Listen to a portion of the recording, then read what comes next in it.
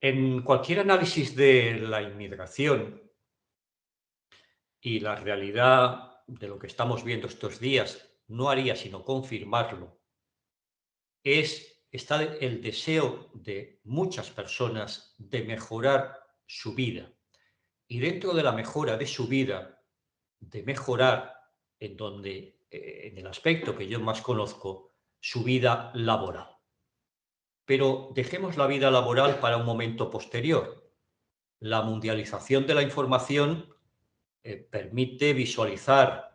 a golpe de clic, si me permiten una gráfica expresión, cuáles son las diferencias existentes entre países desarrollados y llamados países en desarrollo o en vías de desarrollo. No es casualidad, obviamente, que haya ese número importante de personas que quieran entrar en la Unión Europea o en Estados Unidos, por poner dos ejemplos significativos desde obviamente las distintas realidades geográficas. Pero el dato, estamos ahora muy acostumbrados, desgraciadamente porque la situación lo lleva a ello, a que estemos hablando de la inmigración desde una perspectiva más de políticas de asilo, políticas de protección internacional de refugiados, que ciertamente son muy importantes, no se puede negar, pero como subraya la OIT, la gran parte de las migraciones se producen en búsqueda de mejora de las condiciones de vida y los trabajadores migrantes y sus familias representaban hace poco tiempo, antes de la pandemia, y no creo que hayan cambiado mucho los datos, el 90% del total de migrantes internacionales.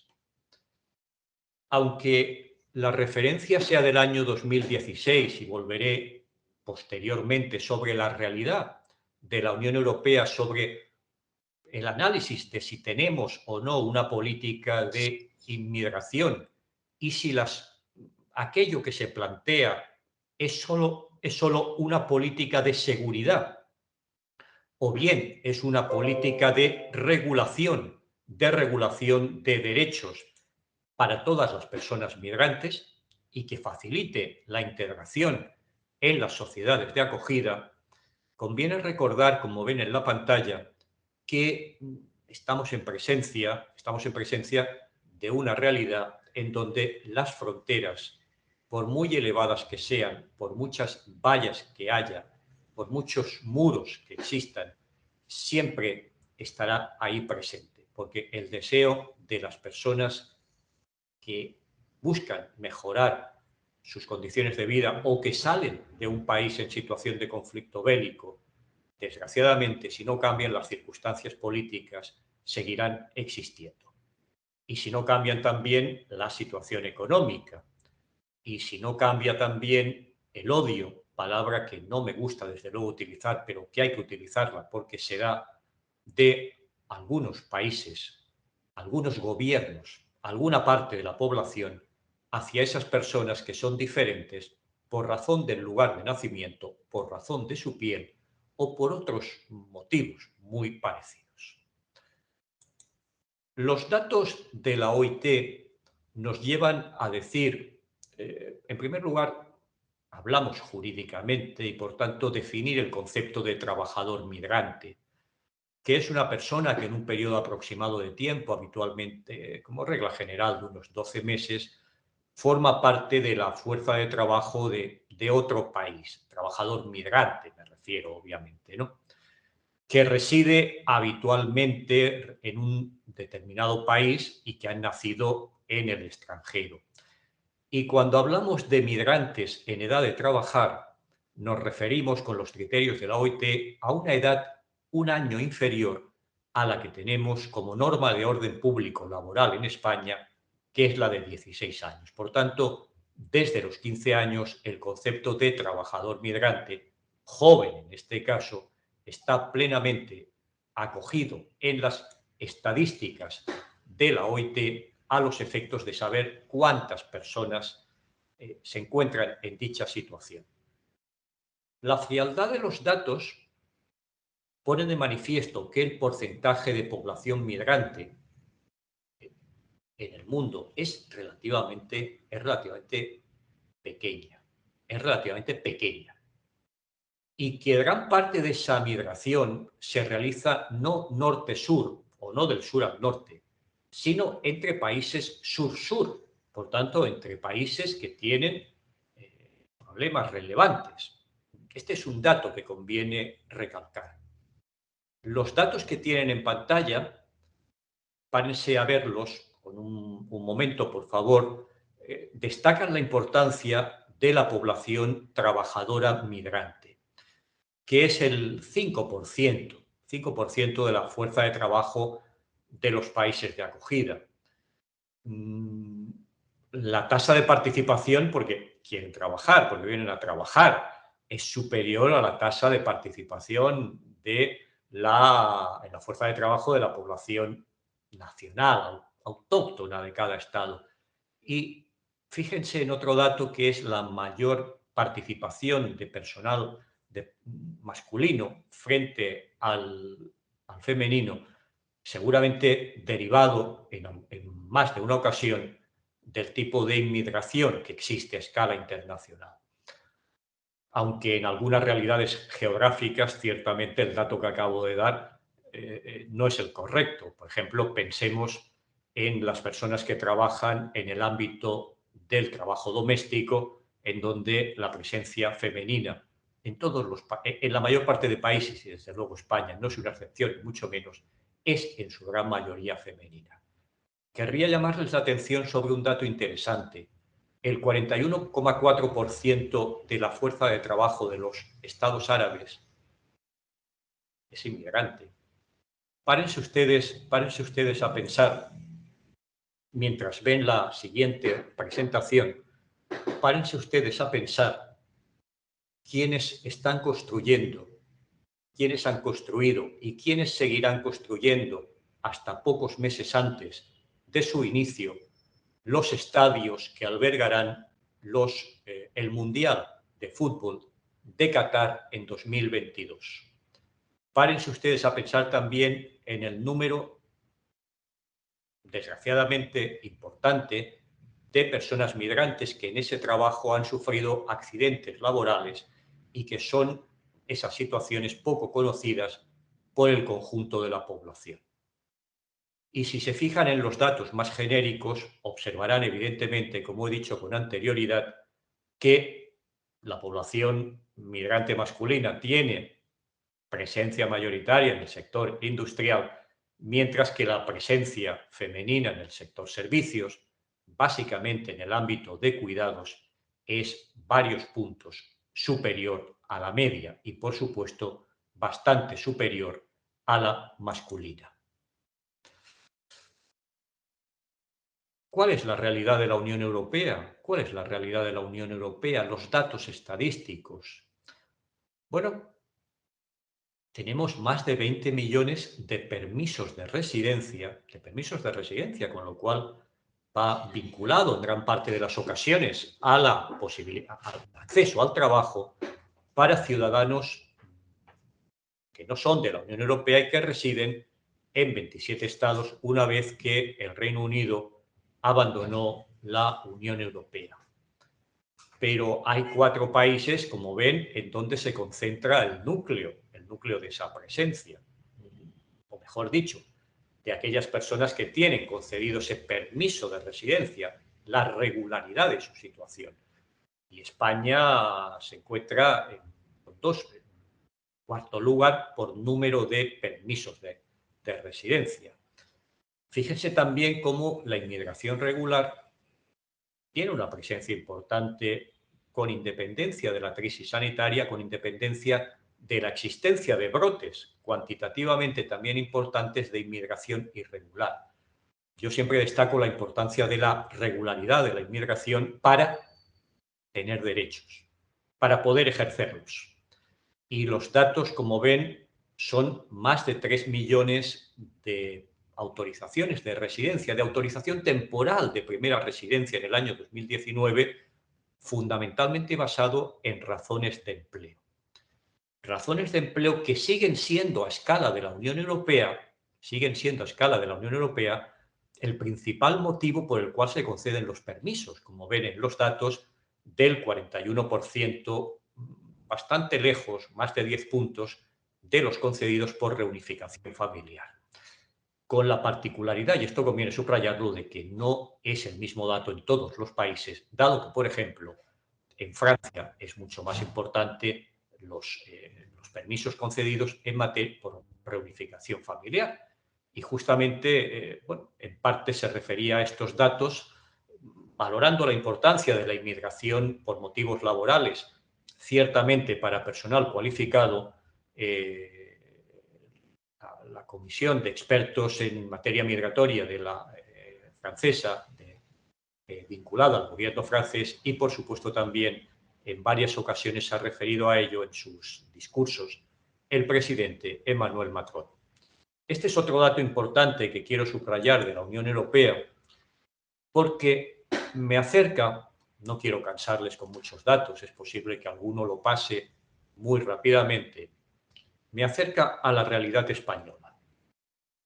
La realidad española hay que entenderla, en primer lugar, desde la perspectiva general. ¿Cuál es?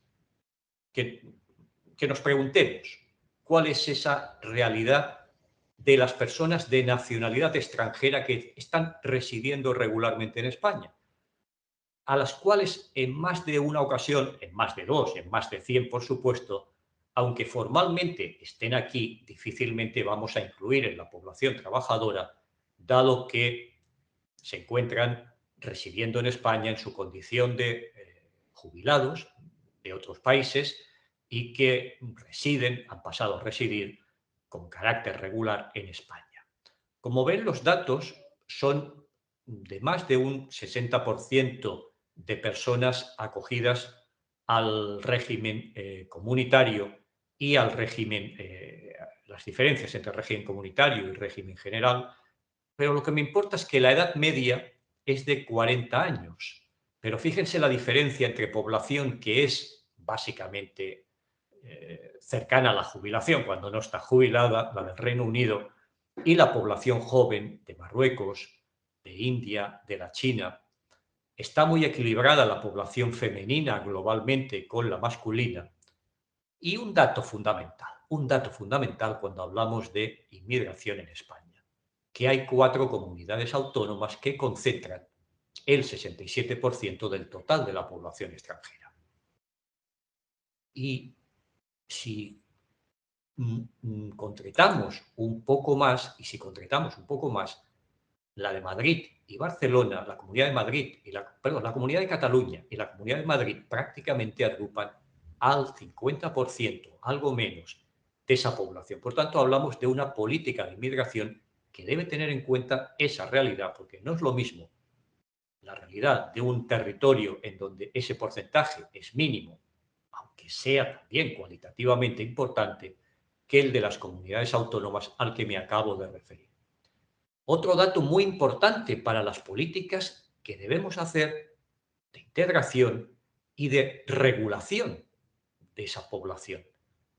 es que no es población de ida y vuelta, no es población de ida y vuelta, es que más del 80% de esa población, de los extranjeros del régimen general, es decir, aquellos que necesitan autorización de residencia y de trabajo, en su caso, disponen ya de autorización de residencia de larga duración, se encuentran en una situación equivalente a la población española en cuanto a derechos y obligaciones.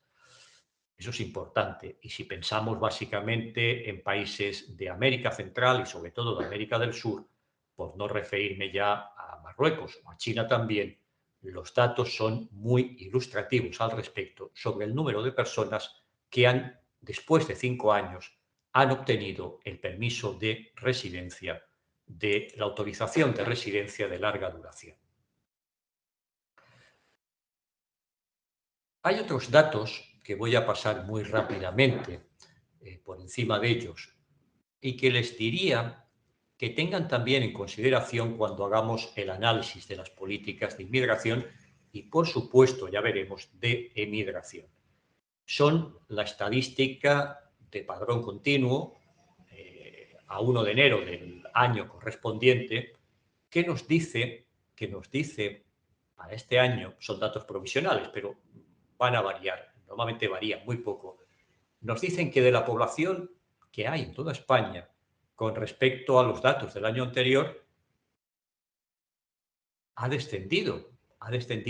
bastante la población española, menos la población extranjera. Probablemente en estos datos haya que tomar en consideración la situación de la crisis sanitaria y el impacto negativo, desgraciadamente, en términos de funciones que ha tenido para una parte de la población. Por tanto, no es un dato que deba tomar, es un dato que debe conocerse, pero valorarse con respecto al año anterior, esos más de 47 millones de población empadronada con las debidas cautelas. Sí que me interesa el dato que tienen inmediatamente a continuación, que es que la población extranjera es el 11,4 del total de la población empadronada. Sabemos que los ayuntamientos, es obligación de los ayuntamientos facilitar el empadronamiento porque lógicamente necesitan tener conocimiento de cuál es la población que vive regular o irregularmente desde el punto de vista jurídico, es otra cuestión, en su territorio. Si se fijan, la población extranjera comunitaria y la población extracomunitaria tiene unos porcentajes, ¿verdad?, distintos, en función muy elevada la segunda, lógicamente, en función de su presencia en el territorio español. ¿Y dónde se concentra esa población migrante? ¿Dónde se concentra? Pues si lo que he dicho antes para 4 comunidades era muy ejemplificativo de la foto, es más ejemplificativa la foto de dónde se concentra esa población. Porque se concentra básicamente en poblaciones de entre 50.000 y 100.000 habitantes. En las de 100.000 hay algo menos y en las de menos de 1.000 bastante menos. Pero un dato muy importante es que el porcentaje de inmigración, cuando algunos lanzan cifras exageradas, deliberadamente exageradas, estoy convencido de ello, sobre la importancia, el problema, se dice, de la inmigración, en la mitad de los municipios españoles, en más de la mitad, en 4.172, queda por debajo del 5%. Por tanto, siempre digo y reitero ahora cuando hago una explicación sobre datos, en primer lugar, el conocimiento adecuado, general. En segundo lugar, si hablamos del mercado, si hablamos del mundo laboral, nos tenemos que acercar también a los datos más cercanos en el tiempo. ¿Y de dónde extraemos esos datos? Pues básicamente de las fuentes que son la encuesta de población activa del Instituto Nacional de Estadística y los datos sobre afiliación a la Seguridad Social y empleo y desempleo que mensualmente facilita, porque son 2 ministerios, el Ministerio de Inclusión, Seguridad Social y Migraciones por una parte y el Ministerio de Trabajo y Economía Social por otro. Los datos sobre la encuesta de población activa recientemente publicada del tercer trimestre de 2021 nos aportan las cifras, los datos que tienen en la pantalla y del que me interesa subrayar, estamos hablando de personas que en su gran mayoría desean trabajar. Por tanto, la tasa de actividad de las personas que trabajan o buscan trabajo, como ven, es más de 12 puntos superior a la tasa de la población española. Pero tiene una contrapartida. Estamos hablando de tasa de actividad, empleo, desempleo, y la tasa de desempleo es de más de 8 puntos por encima de la española. Por tanto, son datos que hay que tomar en consideración en cualquier política de empleo, que el mundo del trabajo, los laboralistas, el mundo laboralista en general, podamos pretender que se lleve a cabo por los poderes públicos. Los datos que a mí siempre me interesa más exponer son los de afiliación a la Seguridad Social, porque con independencia del tipo de contrato, de modalidad, los datos a final de mes demuestran, es una buena foto, una buena radiografía de cuál es la realidad de la población migrante trabajadora en España. Es el 11,5 prácticamente del total de la población trabajadora afiliada, lo cual es un dato significativo. Es un porcentaje ligeramente superior, poco, del total de población desempleada, y un dato especialmente significativo que tienen al final de la presentación es que más de un 20% de los contratos que se han formalizado el mes pasado, por ejemplo, y podríamos extrapolarlo, se puede extrapolar al conjunto del año, con datos de 2019, de 2020 habría que analizarlos con más detalle, dada la situación de crisis que sufrimos. Más del 20% son contratos que se formalizan con personas de nacionalidad extranjera, lo cual es significativo. Como ven ustedes, casi 400.000 contratos y en un elevado porcentaje a personas extracomunitarias. Si hay una tasa de desempleo varios puntos superior a la española, a la de la población autóctona, es también comprensible que el número de beneficiarios, de perceptores de prestaciones por desempleo, sea porcentualmente elevado, con una particularidad importante, que deseo resaltar también mientras ven las cifras que tienen en la presentación. La importancia que está adquiriendo en el distinto perfil de prestaciones, jurídicamente hablando, que son la prestación contributiva de desempleo, la de subsidio, la renta activa de inserción para supuestos en donde se han agotado otro tipo de prestaciones y el subsidio agrario, la importancia que está adquiriendo la renta activa de inserción, lo que demuestra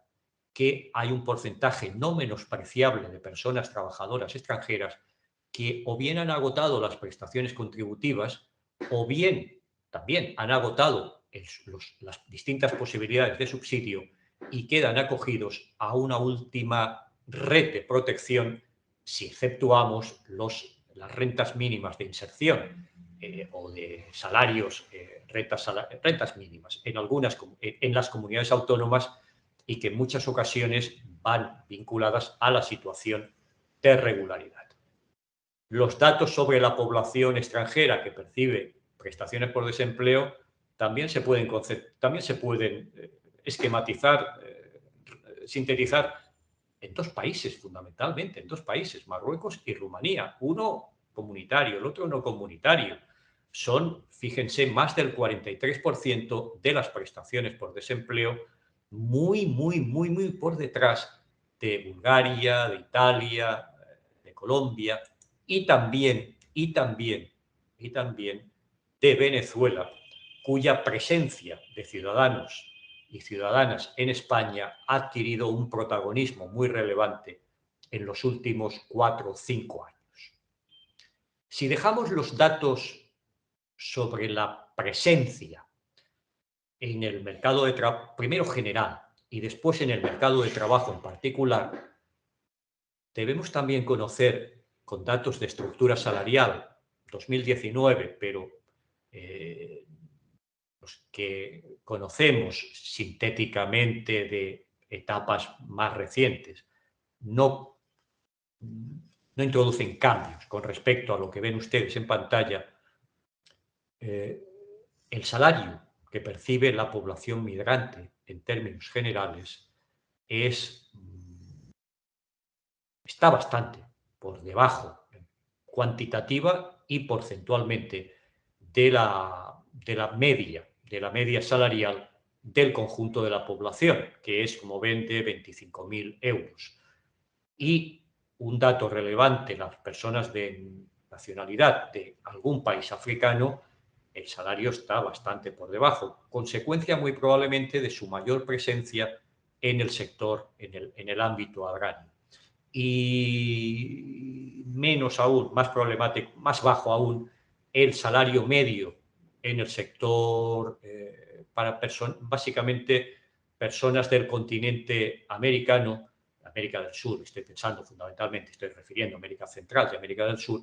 por el elevado número de mujeres que trabajan, lo sabemos todas las personas que estamos en este webinar, en el servicio doméstico y en el sector de la hostelería. Y me estoy refiriendo fundamentalmente a personas en situación regular. Me estoy refiriendo a personas en situación regular, con lo cual la tasa de irregularidad es muy elevada. Los informes realizados periódicamente por el Centro de Inmigración para Trabajadores, el CITE, de Comisiones Obreras de Cataluña,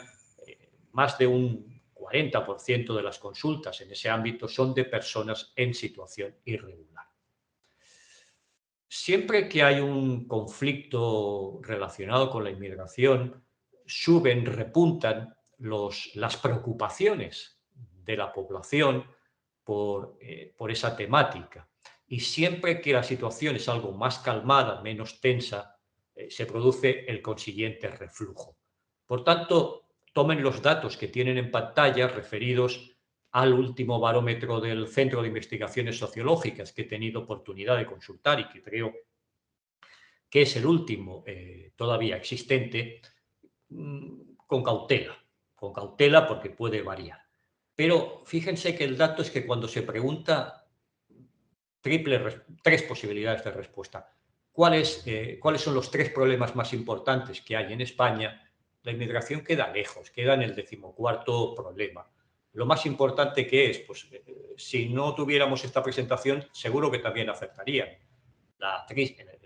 El desempleo, la crisis económica y los problemas, el peligro para la salud. Si se pregunta cuál es el principal problema, la inmigración baja un poquito, ¿no? Desciende un poquito hasta el número 11. Pero cuando se pregunta a cada persona encuestada cuáles son los tres problemas que ella tiene más importantes y cuál es el principal problema que tiene, observen cómo la inmigración baja, si se le puede calificar de problema, que yo siempre he dicho que la pregunta me parece que puede inducir a una cierta confusión. Yo siempre digo que es un fenómeno y no un problema, pero en cualquier caso, siguiendo con la técnica que utiliza, con la encuesta que utiliza el CIS, fíjense que baja al número 21 o al número 22 cuando se considera esa problemática. Españoles por el mundo, ciudadanos españoles por el mundo, catalanes por el mundo, madrileños por el mundo. Pues verdad que hay muchas series de televisión, muchos programas de televisión al respecto, incluso un documental muy interesante de Itziar Boyarín en el año 2014-2015 sobre la población emigrante española y sus condiciones.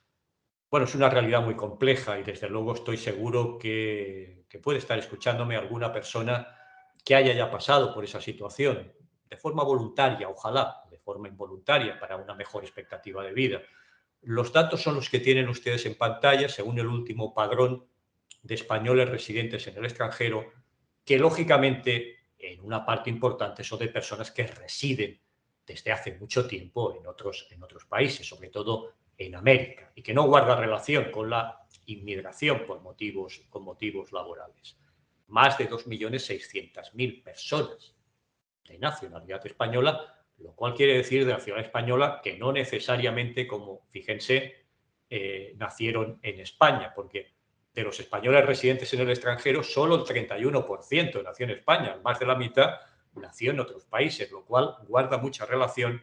con las leyes que han posibilitado la adquisición de la nacionalidad española para descendientes de personas que tuvieron que exiliarse u otras personas que tenían o que siguen manteniendo la nacionalidad española. Y si se fijan ustedes, cuando vamos a los datos de edad, hay un porcentaje equitativo entre los menores que residen en Europa y en América. Pero cuando nos vamos a la edad que es calificada por la OIT y en la que me incluyo, de personas de edad avanzada, pues los mayores de 65 años, el 75% tiene su residencia fijada en América. Pero, por tanto, nadie debe extrañarse que cuando vamos a los datos más concretos de los países en donde tiene mayor presencia esa población emigrante, fíjense que es Argentina, Francia, también lógicamente vinculada a una situación de salida de la población en la época de la dictadura dictadura franquista, y que posteriormente ya echó raíces en Francia, y también, no es un dato menos importante, de Estados Unidos, por los vínculos que buena parte de esa población haya tenido con población española. El segundo bloque de cuestiones sociales y jurídicas, quiero puntear algunas cuestiones que me han parecido especialmente interesantes para poner, no digo ya discusión, pero sí poner en conocimiento de todos aquellos y de todas aquellas que lo están viendo y que me están escuchando. Una primera, que es, ¿qué tipo de inmigración queremos? ¿Qué tipo de inmigración queremos? Y la respuesta que todos los países europeos, y desde luego España no es una excepción, es que queremos personal inmigrante cualificado. Y si adoptamos medidas que faciliten esa incorporación de personal migrante cualificado, ya sea como trabajadores por cuenta ajena, como trabajadores o personal por cuenta propia, adoptando las medidas específicas al respecto, pues ello teóricamente debería contribuir a ese incremento de esa población. Me he detenido en 2 o 3 presentaciones de este documento en lo que es todavía un anteproyecto de ley. Por tanto, obsérvenlo con cautela, porque de los anteproyectos a la ley que se publica en el BOE, media en ocasiones un largo trecho. Pero es un anteproyecto de ley significativo porque es el fomento, y pensando en alumni que obviamente también quieren poner en marcha una startup o una empresa de otro tipo y que quieren incorporar, por ejemplo, a personal extranjero cualificado, pues también puede ser de interés, ciertamente. Es el anteproyecto de ley, repito, de fomento del ecosistema de empresas emergentes y que facilita el teletrabajo en España de personas de nacionalidad extranjera. Es el artículo que tienen ustedes en la pantalla, la concesión de un visado para el teletrabajo de carácter internacional, que si se obtiene constituirá un título suficiente para residir y trabajar a distancia en España, y que una vez expirado podrán solicitar la autorización de residencia para permanecer con mayor regularidad. Por tanto, teletrabajo cualificado de personal extranjero para trabajar en una empresa localizada en el extranjero. ¿Será una forma de repoblar la España vaciada? Me pregunto. No lo sé sinceramente. No estoy muy seguro de que el anteproyecto vaya por esa vía, pero en cualquier caso deseo someter a consideración de todas las personas asistentes a este webinar la importancia de este anteproyecto de ley, porque permitirá la concesión del visado para trabajadores que realicen teletrabajo en España para una empresa ubicada en el extranjero. El acercamiento a la jurisprudencia del Tribunal Supremo es fundamental para conocer cómo se está modificando o cómo se está, más que modificar, por decirlo en términos más correctos, interpretando la normativa, no solo laboral, sino también contencioso, la normativa laboral y específica de inmigración cuando se producen determinados conflictos, sean laborales o sean de otra índole, básicamente de expulsión del territorio nacional. Tienen ahí, en la presentación que está ahora mismo en pantalla, la referencia a una importante sentencia dictada por el Tribunal Supremo, la Sala de lo Social, de 23 de junio de 2021, reitera tesis anteriormente expuesta, que viene a decir que cuando el trabajador extranjero carece ya de los permisos, de las autorizaciones necesarias para residir y en este caso para trabajar, la empresa, en la medida en que no pueden dar trabajo a una persona en situación irregular, puede extinguir el contrato, ciertamente. Pero lo importante de la sentencia es que la extinción se equipara a una extinción por causas objetivas y, por tanto, esa persona trabajadora extranjera tiene derecho a la misma indemnización que tendría una persona nacional. Por ejemplo, si se extinguiera el contrato por amortización de su puesto de trabajo. Por tanto, si se extingue el contrato sin cumplir esos requisitos y hay una demanda en sede laboral, el despido será declarado improcedente y condenada a la empresa al abono de la indemnización de 20 días de salario por año trabajado y un máximo de 12 mensualidades, aunque evidentemente no podrá readmitir, aunque lo deseara, a esa persona trabajadora porque no tiene la autorización. Por tanto, es un dato, una sentencia que considero interesante y que quien tenga interés en la materia les recomiendo su lectura. Si nos vamos al ámbito de las políticas de orden público, fundamentalmente, ¿cuáles serían las relativas a los mecanismos, a la normativa sobre expulsión de una persona de nacionalidad extranjera por incumplimiento de la normativa,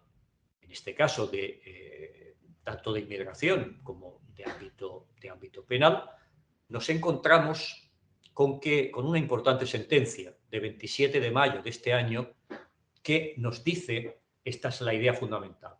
que la decisión de expulsión debe estar debidamente motivada y justificada y que no basta la mera estancia irregular en España. Repito, que no basta la mera estancia irregular en España. Lo que nos dice el Tribunal Supremo es que, aplicando la jurisprudencia del Tribunal de Justicia de la Unión Europea, hay que tomar en consideración todo el conjunto de circunstancias en que se encuentra esa persona de nacionalidad extranjera, extracomunitaria fundamentalmente, como es obvio, para llegar a la conclusión de si puede procederse a esa expulsión. Que no hay una razón única, la estancia irregular, que automáticamente permita la expulsión de esa persona, obviamente si incurre en la infracción tipificada en la normativa de extranjería para proceder a su expulsión. Hay una sentencia, hay una instrucción de la Secretaría de Estado de Migraciones que al hilo, que al hilo de una sentencia del Tribunal Supremo es especialmente importante y que yo le sintetizo mientras ven la pantalla de la siguiente manera. Una persona en situación irregular, en el ámbito laboral, en situación irregular, puede solicitar la autorización de residencia por motivos de arraigo, por motivos excepcionales, siempre que acredite un periodo determinado de tiempo en situación irregular, que a lo que ahora me interesa, arraigo laboral, son 2 años.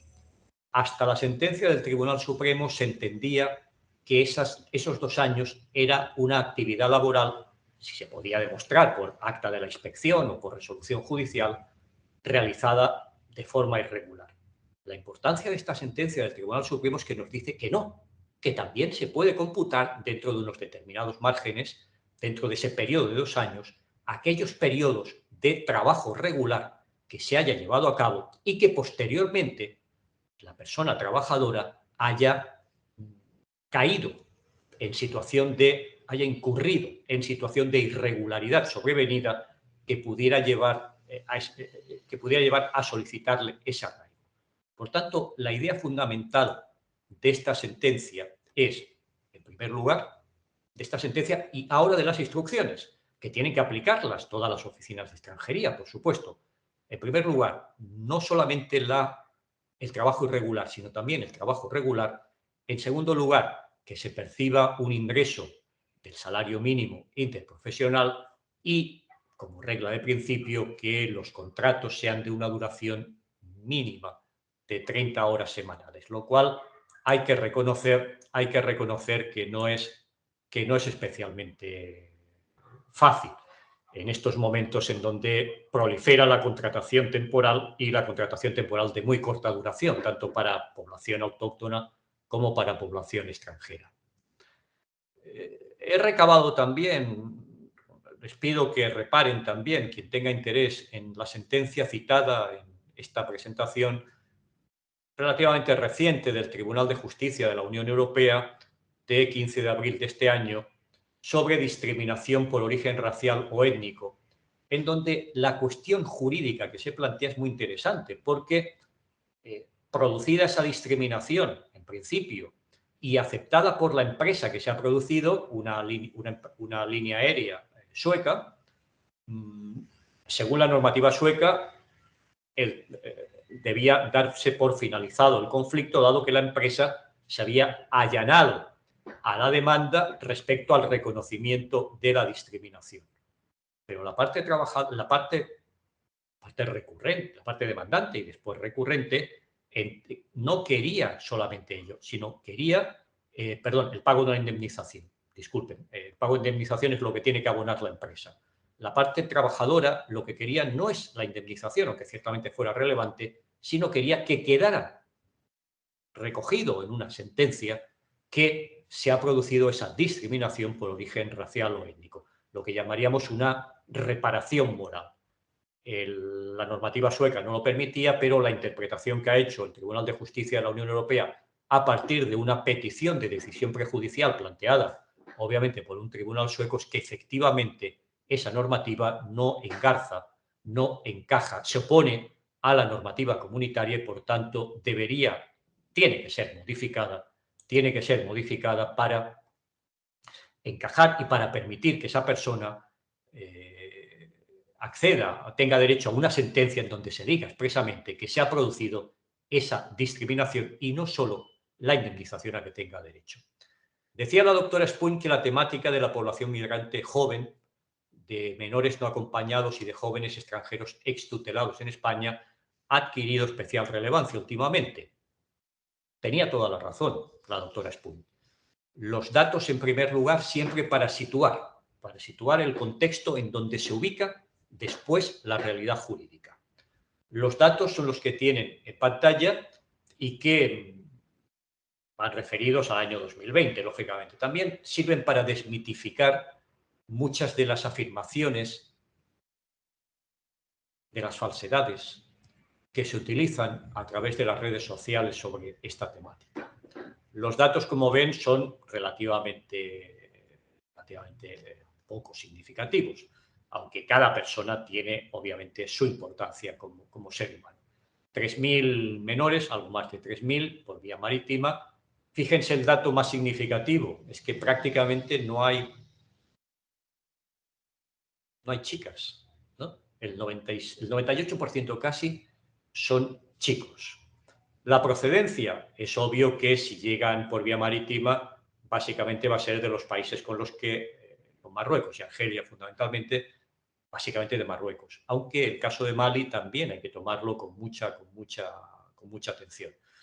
¿Cuál es el número de menores extranjeros no acompañados bajo la tutela o acogimiento? Como ven, 9.000 menores. Otra vez el dato es tremendamente significativo, un altísimo porcentaje son niños, que es el concepto, más que de chico o chica. Como saben, la Convención de las Naciones Unidas sobre los Derechos del Niño se refiere a los niños como los menores, en general, de 18 años. Y por comunidades autónomas, pues como ven, hay 3 y Cataluña es una de ellas. Cataluña, en número, me refiero a un porcentaje. Cataluña acoge al 13%, lo cual, como saben algunas personas que seguramente que me están escuchando, ha generado más de algún problema en el ámbito de las políticas gubernamentales del gobierno autonómico por la dificultad para llevar a cabo políticas de atención hacia todo ese colectivo. Como decía muy bien la doctora Espuny, el reglamento de extranjería ha sido recientemente modificado, un Real Decreto de 19 de octubre, y su objetivo fundamental, como ven en la pantalla, es facilitar que estas personas que están en situación regular, en principio, por estar tuteladas, al salir de ese ámbito y cuando lleguen a la mayoría de edad, a los 18, no queden en situación irregular. No queden en situación irregular. El énfasis que pone esta reforma es en facilitar la incorporación regular al mercado de trabajo. Y para ello también, y en consecuencia para la autorización de residencia, no se va a requerir la normativa que anteriormente se requería, como si se tratara de una autorización de residencia no lucrativa, al igual que puede ser para otra persona que viene a España por reunificación familiar, sino que podrá demostrarse, en virtud de los recursos que pueda tener o que pueda demostrar la entidad que lo acoge, que puede tener al respecto. Ahí lo tienen, se lo dejo expuesto por razones de tiempo, perdón un momento, pero subrayo básicamente esta idea. Los jóvenes extutelados que tienen entre 18 y 23 años, que incluso y eso es importante por una disposición transitoria, que aquellos que se encuentran en situación irregular puedan acogerse a este mecanismo de la nueva regulación. Objetivo claro, a ver si se consigue, todos deberíamos facilitarnos, es facilitar la regularización de todos esos jóvenes. Hay ya de forma más esquemática, antes de llegar a las preguntas, y sobre todo para cumplir el tiempo de unos 60 minutos, más o menos, que la organización me había solicitado, me había indicado para mi exposición, hay que hablar no solo de datos, hay que hablar también de las personas que hay detrás de esos datos. ¿Cuál ha sido el impacto de la pandemia sobre la población en general y sobre la población migrante en particular? Que no es sino reflejo de otras exclusiones que ya existían anteriormente. Yo recomiendo la lectura, al menos del resumen ejecutivo muy amplio del informe elaborado por la Fundación FOESA sobre sociedad expulsada y derecho a ingresos, que pone claramente de manifiesto que el país del que proviene una persona, y básicamente, como en este caso, si se trata de países donde el nivel de vida es inferior, provoca, el nivel de vida económicamente hablando, es inferior, provoca también, tiene traslado a la realidad española, como lo demuestra el espacio de la exclusión y mucho más el de la exclusión severa. Y que mientras que en el conjunto de la población los inmigrantes son 1 de cada 10, entre las personas excluidas, aquellas que tienen dificultades para sobrevivir en condiciones dignas en un momento determinado, fíjense que son casi el 40%. ¿Tiene Europa política, tiene la Unión Europea política de inmigración? En mis clases de Derecho del Trabajo puedo dedicar poco tiempo a esta materia, pero siempre digo que sí que hay política de inmigración porque todos los estados de la UE deben cumplir numerosas directivas, además de reglamentos de libre circulación, por supuesto, para trabajadores comunitarios, pero tienen que cumplir numerosas directivas existentes al respecto. Pero que no hay, globalmente hablando, una política de inmigración, y lo estamos viendo desde hace tiempo, porque cada Estado es soberano a la hora de determinar el número de personas que puede admitir en su país, es decir, dentro del ámbito de las fronteras, que no existen, o al menos no han existido hasta la pandemia, para ciudadanos comunitarios, pero sí para ciudadanos extracomunitarios. Quien tenga interés en esta materia debe acudir a los documentos del Pacto Europeo de Inmigración y Asilo, presentado hace un año. Hace poco se ha presentado un documento de balance de ese año, en donde la Unión Europea, la Comisión Europea en este caso, hacía 3 propuestas, que era una primera, facilitar el acceso de residente de larga duración básicamente para garantizar que haya un estatuto común a todos los estados y básicamente también para personal, hay que decirlo, para personal cualificado, reduciendo el nivel salarial requerido para su contratación y facilitando mucho la autorización de residencia, de trabajo y, por supuesto, de reunificación familiar. Hablo de personal, vuelvo a insistir, cualificado. Hay otra directiva que no ha conseguido plenamente su objetivo, que es la de permiso único, que consiste en la elaboración de un documento conjunto de simplificación y que no ha conseguido, a mi parecer, su objetivo, aunque no deja de ser curioso, pero jurídicamente hablando es muy claro que en la Comunidad Autónoma de Cataluña, que tiene competencias en materia de inmigración, de primera autorización de trabajo en determinados supuestos, sí que se puede elaborar ese documento único con la autorización de las dos autoridades, estatal y autonómica, correspondiente. Y la Unión Europea sigue insistiendo en la creación de una reserva de talentos para trabajadores cualificados, para atraer trabajadores cualificados de terceros países, lo cual ciertamente es muy bueno para la Unión Europea. Tengo más dudas, lógicamente, de que ello sea bueno para esos países si posteriormente no revierte ese conocimiento adquirido o esa mejora de cualificación profesional en los países de origen. Como les decía, hay una reciente directiva, muy reciente, sobre residencia de nacionales de terceros países con fines de empleo de alta cualificación, y sobre la cual es muy, aunque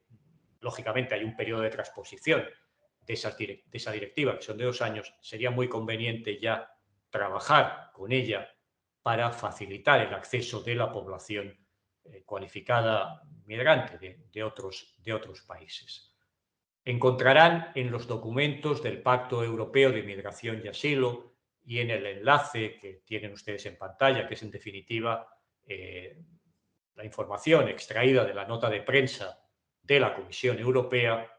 documentos que, fíjense, lo que abordan son, en primer lugar, una temática especialmente preocupante y que, bueno, si estamos hablando del conflicto entre Polonia y Bielorrusia, tampoco estaría muy desencaminada en algún punto, con una diferencia, que aquí no sería tráfico ilícito de migrantes por parte de organizaciones delictivas, sino por parte de un Estado que ha trasladado, según el propio alto comisionado de la Unión Europea, el alto comisionado ha trasladado a ciudadanos migrantes vía aérea a la frontera con Polonia en un número importante.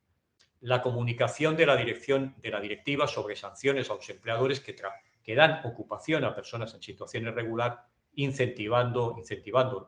incrementando las sanciones, la cuantía de las sanciones, proponiendo, ¿no?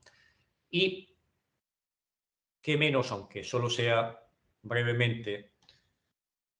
hacer una referencia a la población, al conflicto del Brexit, al conflicto que afecta a la ciudadanía comunitaria, a la ciudadanía española, a muchos, ¿no?, ciudadanos y ciudadanas españoles que están trabajando en el Reino Unido y que muy rápidamente han tenido que llevar a cabo, a tramitar toda la documentación para obtener una autorización que no les coloque en una situación semejante a la de las personas que, de países de la Unión Europea, no han llevado a cabo, digamos, tienen ahora la condición de ciudadanos de terceros estados y, por tanto, tienen que buscar tienen que acogerse a otra regulación muy distinta de la existente con anterioridad a la salida del Reino Unido. En el acuerdo entre Unión Europea y el Reino Unido e Irlanda del Norte se dispone que las condiciones de trabajo deberían respetarse en cada estado, con el respeto de las normas mínimas en cada uno de ellos en materia general de condiciones de trabajo, con el objetivo fundamental de evitar el dumping social, que prácticamente sería dramático para la población trabajadora, en este caso para la población trabajadora anteriormente comunitaria en igualdad de condiciones. Estoy pensando en el Reino Unido, lógicamente la población que está en el Reino Unido y que se encontraría en una situación muy difícil si no sigue adelante esta normativa y no obtiene la autorización correspondiente. Voy concluyendo. Voy concluyendo formulando algunas preguntas, no sé si para el debate a estas horas, pero sí para hacer reflexionar. Porque he de decirles que no creo que nadie tenga una respuesta mágica, una bolita, una bola, una gran bola de cristal que nos dé la solución a una realidad en donde buena parte de los problemas derivan de la situación de desigualdad económica entre unos estados y otros, y dentro de esos estados diferencias importantes entre una parte de la población y otra, y que se ha incrementado, según los datos facilitados por la Organización Internacional del Trabajo en sus informes periódicos sobre la COVID y el mundo del trabajo, durante la situación de crisis. ¿Cabe una política de inmigración a escala mundial, a escala de la UE, a escala de España? Tenemos un pacto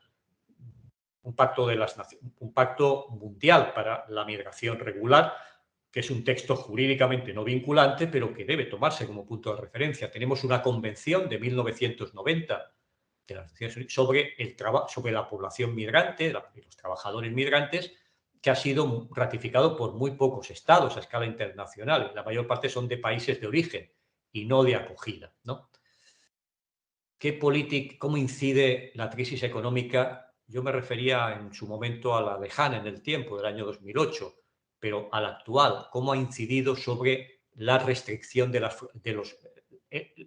nuevamente la aparición de fronteras en el seno de la Unión Europea, la preocupación que en estos momentos hay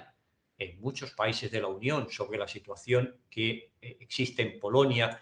y que se pueda estar planteando que la Unión Europea tiene que, es una barbaridad, ¿verdad? Pero la Unión Europea tiene que reforzar sus políticas de control, No, no hablaré de vallas, no hablaré de ellas porque realmente me parece una cuestión muy grave, muy dramática, ¿no? Pensando en la necesaria política de integración, que es el santo y seña, el respeto de los derechos humanos de la población migrante. Yo creo que hay que apostar seriamente por políticas de integración en el ámbito laboral y facilitar al máximo la regularización, como se está intentando hacer para los menores, y también para evitar las situaciones de irregularidad sobrevenida. Queremos inmigración cualificada, pero eso no impide que deban abrirse canales regulares y que se eviten las situaciones de irregularidad que en muchas ocasiones no son de patera, no son de cayucos, aunque ciertamente pueden tener mucha importancia en las Islas Canarias o en otras ocasiones en el sur de España, sino que básicamente derivan de una situación de irregularidad sobrevenida tras la estancia con un visado de 90 días y la posterior, perdón, y la posterior permanencia en España. Por tanto, hay que facilitar, hay que mejorar los mecanismos de contratación en origen y, por supuesto, y muy importante, llevar a cabo una política de asilo que permita establecer para todas aquellas personas que lo necesiten y que se encuentren en situación de riesgo grave de retorno a sus países o en la imposibilidad de volver por encontrarse en una situación de conflicto bélico, tanto fuera como dentro del mismo, arbitrar los mecanismos oportunos para que esas normativas que hay en materia de derecho de asilo sean realmente eficaces. Teniendo presente en España que ahí pueden jugar un papel muy importante las administraciones autonómicas y locales. En definitiva, y sabiendo que, como en toda intervención de carácter general, me dejo muchas cosas en el tintero, aunque en este caso sería en el ordenador, ¿verdad? En la presentación, lo que he pretendido es que tengan una visión general de algunas de las cuestiones más relevantes que hay en estos momentos en la política de inmigración a escala internacional, europea y española. Y por supuesto que sigamos pensando que detrás de cada número hay una persona que requiere de una especial consideración como ser humano. Yo creo que este es un elemento fundamental que debemos tomar en consideración y con el cual concluyo mi intervención, a la espera, por supuesto, de todas aquellas cuestiones, preguntas, si desean formularme. Muchas gracias, María Jesús, muchas gracias, Alumni UAB.